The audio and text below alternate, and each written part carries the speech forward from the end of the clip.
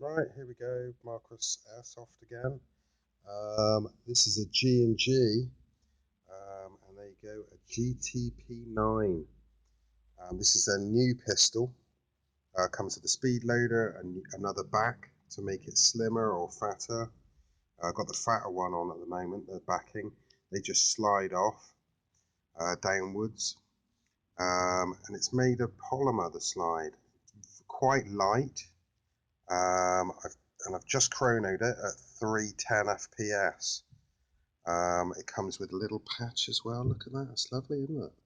Little Velcro patch. Yeah. And this is the sort of price you'd probably pay for this gun in the UK. Comes with a lovely box. I'll just show you the box. Look at that. Lovely box.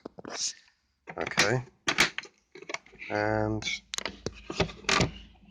that is the Gtp9. Okay, thanks a lot.